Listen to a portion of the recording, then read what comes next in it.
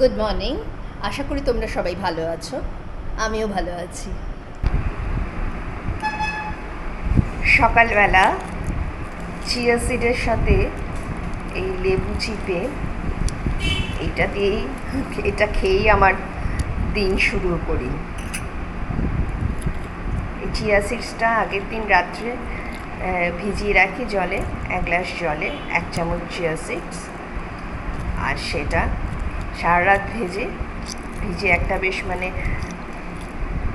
এরকম একদম নরম হয়ে যায়, প্রায় গুলেই যায় বলতে গেলে। তার মধ্যে একটু লেবু চিপে সেটাই আমি সকালবেলা উঠে খাই।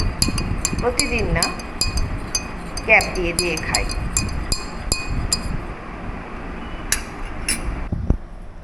বাইরে খুব সুন্দর ঝমঝম করে বৃষ্টি হলো, কিন্তু এখন বৃষ্টি দেখার সময় কোথায়। যদিও আমার খুব দাঁড়িয়ে পড়ে দেখতে ইচ্ছে করছিল, এত সুন্দর জোরে জোরে বৃষ্টি হচ্ছিল। আর কিন্তু আমার মতো গৃহিণীদের পক্ষে তো সেটা সম্ভব না সকালের সময়। আর আমি চাউমিন করব বলে সমস্ত উপকরণগুলো গুছিয়ে নিয়েছি।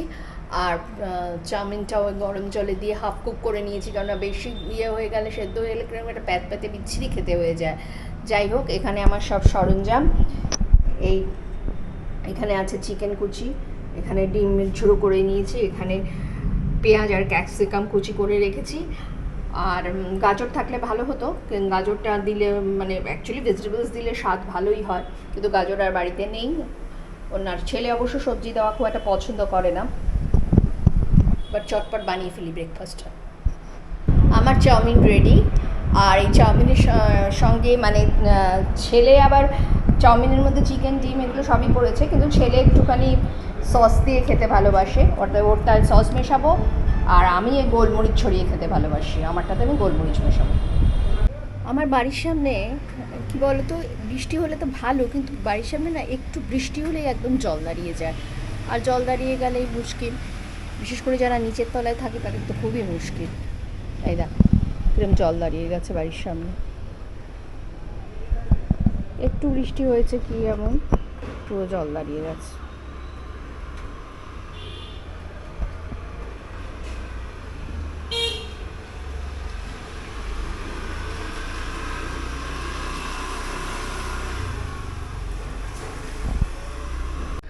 আজকে দুপুরে লাঞ্চে যাই রান্না করি তার সঙ্গে ওই খোসা শুদ্ধ মুগ ডালটা করব। ওটা খেতে খুব ভালো লাগে আর শরীরের জন্য ভালো। তার থেকেও বড় কথা হলো, আমার এখন না অনেক ডাল খাওয়া বারণ হয়ে গেছে ইউরিক অ্যাসিডের জন্য।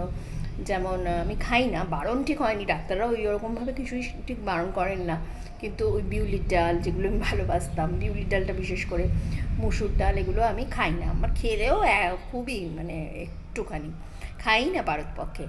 আর এই মুগ ডালের এমনি মুগ ডাল যেটা, আর এই খোসা শুদ্ধ মুগ ডাল, এই খোসা শুদ্ধ মুগ ডালটা না বেশ খেতে টেস্টি। আর এটা বাড়েও কিন্তু পরিমাণে রান্না করলে, আমার খুব ভালো লাগে এটা দিয়ে ভাত মেখে খেতে। আর আমার রান্নাবান্না ডান। আসলে ব্রেকফাস্টটা হয়ে গেলেই না, তারপরে রান্নাটা আমার কাছে না অতটা কঠিন লাগে না। যদিও রান্নার ঝকমারি আছে, তবুও ওগুলোও কিন্তু ধাপে ধাপে করা যায়, কিন্তু ব্রেকফাস্টটা টাইমের মতো না করলে আর কি একটু চাপ, কেননা ছেলেকে টাইমে দিতে হয়। তারপরে আবার তার আগে এত ব্যাপার আছে না, ব্যায়াম সকালে উঠে অনেক কাণ্ড। আমার কাছে একটা খুব মনে হয় যে কতক্ষণে আর কি সব এটা ব্রেকফাস্ট পর্ব পর্যন্ত অন্তত মিটিয়ে নেব। যাই হোক, আজকে লাঞ্চে করলাম, এখানে আছে কলমি শাক, ছিলকাওয়ালা মুগ ডাল আর পার্শে মাছ।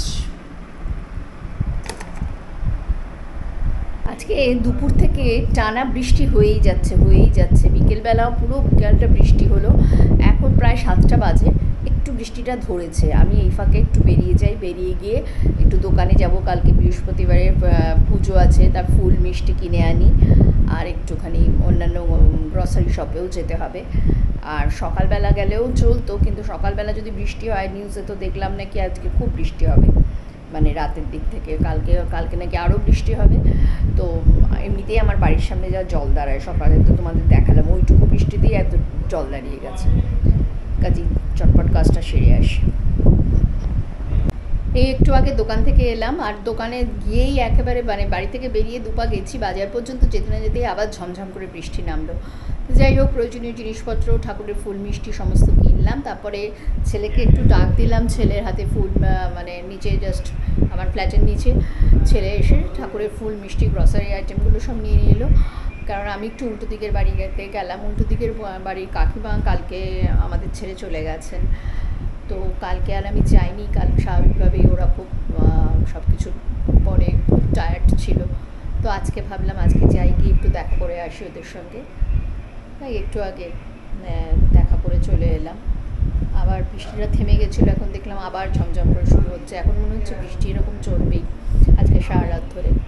এবার যাই, রান্নাঘরে একটু কাজ আছে আজকে, ডিনার সেরকম মানে কিছু করা নেই আর কি, একটু ডাল টাল আছে ওবেলার, আর একটু ডিমের অমলেট আর একটুখানি পটল ভেজে নেবো, দিয়ে তারপর ডিনার করে নেবো।